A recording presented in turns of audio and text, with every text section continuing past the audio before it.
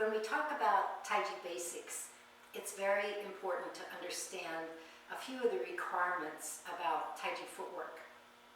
So the most important requirement we want to practice always in our footwork is a concept of placing the weight of our body over a specific area of our foot. And we have a name for that in Tai Chi, that specific area, called the bubbling well. The bubbling well area of the foot is not to be confused with the bubbling well acupuncture point, which is a very specific tiny point on our foot. Obviously, it would be almost impossible to put our weight just on that point. So the bubbling well refers to an area of our foot that, if we look at a diagram of the bottom of our foot that shows the plantar fascia membrane that go from the heel to the toes, and these dark lines show the three composite arches of the foot. The bubbling well, when we place our weight in that area of the foot, places it directly in the convergence of those three arches. So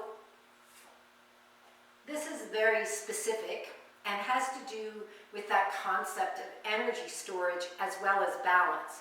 So if we look at a foot, we can see the arches lift up this front of the foot between the ankle joint and the metatarsal joints. So that area is really the bubbling well area.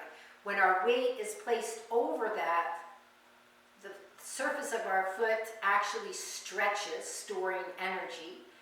And when our weight is released, the energy is released.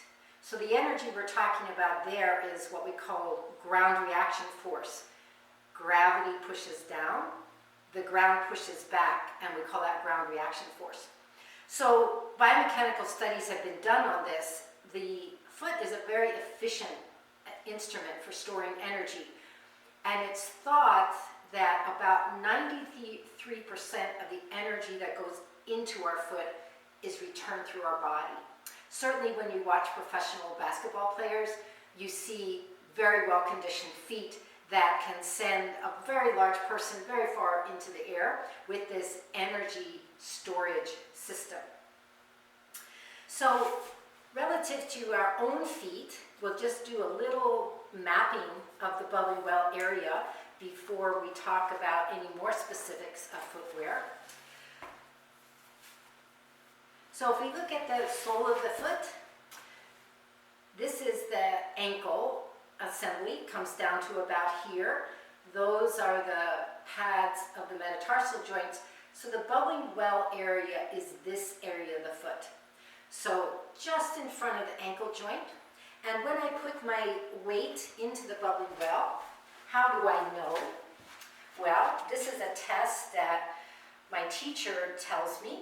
If the weight's over the bubbling well, I can't pick up my toes without moving my weight back. Now I move my weight back, I can pick up my toes. If my weight's in the bubbling well, I can't pick up my heel unless I move my weight forward, and then I can pick up my heel. So the test for the weight over the bubbling well, in other words, I'm placing my weight in this area of the foot in front of the ankle joint, is that I can't lift the toes or pick up the heel without shifting my weight to a different part of my foot. So putting the weight in the bubbling well helps us with two other requirements of our footwork, which has to do with the position of our knees relative to our toes. So one requirement in our footwork is that our knees don't go past our toes. So if I let my knees go past my toes, actually my weight's no longer in the bubbling well. It's more in the front of the foot and my heel is kind of light. If I don't have my knee bent quite so far, now I can put weight into the bubbling well, and I really can't pick up my toes or heels without changing the position of my knee. If I have my weight too far back, my knee's not bent far enough, now there's not enough weight in my toes, there's more weight in my heel. So weight in the bubbling well helps us with forward to back stability through our structure. The other aspect of the bubbling well that will help us is with side-to-side stability for the knee. When the weight's over the belly well, we want to feel the little toe as clearly on the floor as we feel our big toe. So if our weight's more to the big toe, more to the inside of the belly well, my knee will turn in a little bit.